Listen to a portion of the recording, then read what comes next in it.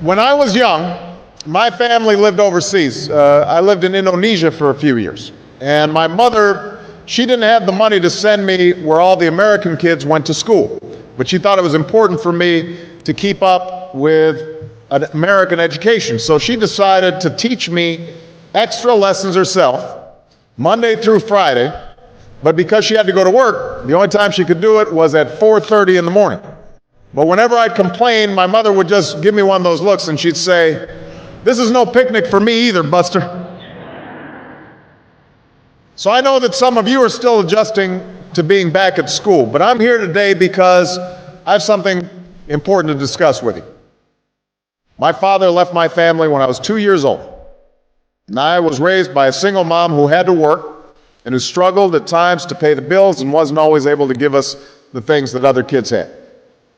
There were times when I missed having a father in my life. There were times when I was lonely and I felt like I didn't fit in. So I wasn't always as focused as I should have been on school. And I did some things that I'm not proud of. And I got in more trouble than I should have. And my life could have easily taken a turn for the worse. But I was lucky. I got a lot of second chances. And I had the opportunity to go to college and law school and follow my dreams. My wife, our First Lady, Michelle Obama, she has a similar story. Neither of her parents had gone to college, and they didn't have a lot of money. But they worked hard, and she worked hard so that she could go to the best schools in this country. Some of you might not have those advantages. Maybe you don't have adults in your life who give you the support that you need. Maybe someone in your family has lost their job, and there's not enough money to go around. Maybe you live in a neighborhood where you don't feel safe, or have friends who are pressuring you to do things you know aren't right. Maybe you could be a great writer, maybe even good enough to write a book or articles in a newspaper, but you might not know it until you write that English class paper that's assigned to you. Maybe you could be an innovator or an inventor, maybe even good enough to come up with the next iPhone or the new medicine or vaccine, but you might not know it until you do your project for your science class. Maybe you could be a mayor or a senator or a Supreme Court justice, but you might not know that until you join student government or the debate team. And no matter what you want to do with your life, I guarantee that you'll need an education to do it. You want to be a doctor or a teacher or a police officer? You want to be a nurse or an architect, a lawyer or a member of our military? You're going to need a good education for every single one of those careers. You cannot drop out of school and just drop into a good job. You've got to train for it and work for it and learn for it. And this isn't just important for your own life and your own future. What you make of your education will decide nothing less than the future of this country. The future of America depends on you. What you're learning in school today will determine whether we as a nation can meet our greatest challenges in the future. You'll need the knowledge and problem-solving skills you learn in science and math to cure diseases like cancer and AIDS, and to develop new energy technologies and protect our environment. You'll need the insights and critical thinking skills you gain in history and social studies to fight poverty and homelessness, crime and discrimination, and make our nation more fair and more free. You'll need the creativity and ingenuity you develop in all your classes to build new companies that will create new jobs and boost our economy.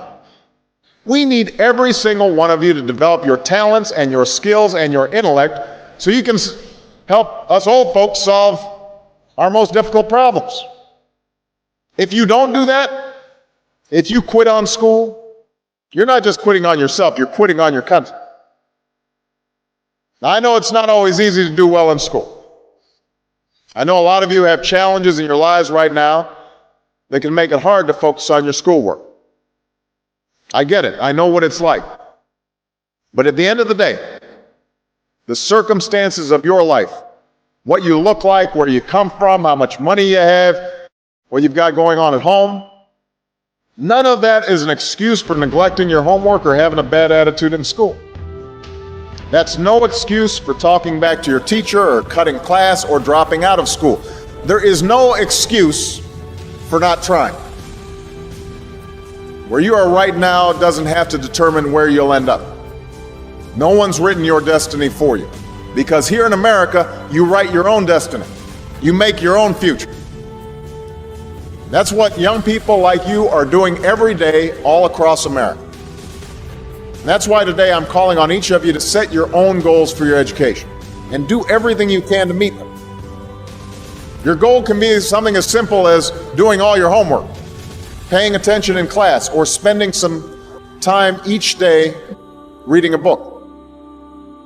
Maybe you'll decide to get involved in an extracurricular activity or volunteer in your community. Maybe you'll decide to stand up for kids who are being teased or bullied because of who they are or how they look. Because you believe, like I do, that all young people deserve a safe environment to study and learn. Maybe you'll decide to take better care of yourself so you can be more ready to learn. But whatever you resolve to do, I want you to commit to it. I want you to really work at it. I know that sometimes you get that sense from TV that you can be rich and successful without any hard work. That your ticket to success is through rapping or basketball or being a reality TV star. Chances are you're not going to be any of those things. The truth is, being successful is hard. You won't love every subject that you study.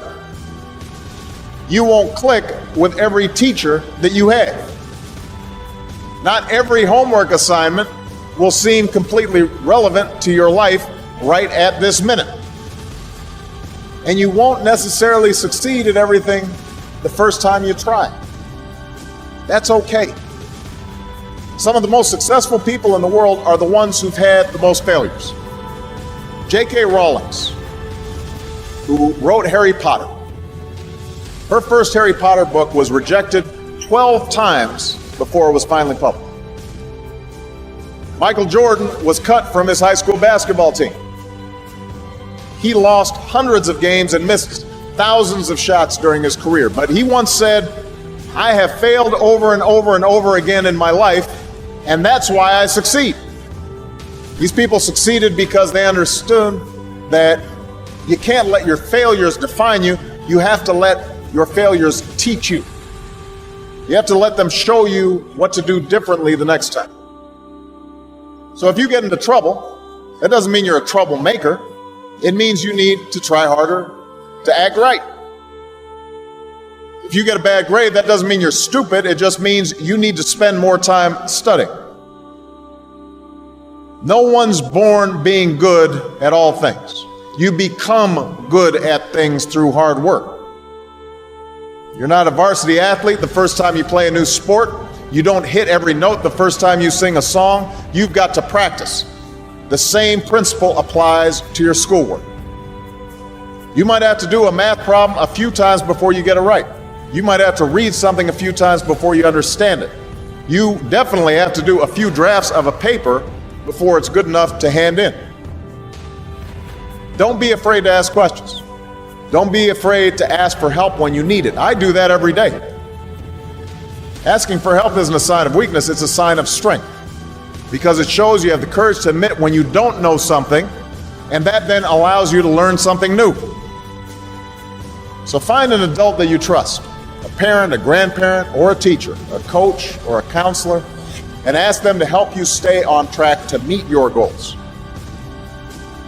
And even when you're struggling, even when you're discouraged, and you feel like other people have given up on you, don't ever give up on yourself. Because when you give up on yourself, you give up on your country. The story of America isn't about people who quit when things got tough. It's about people who kept going, who tried harder, who loved their country too much to do anything less than their best.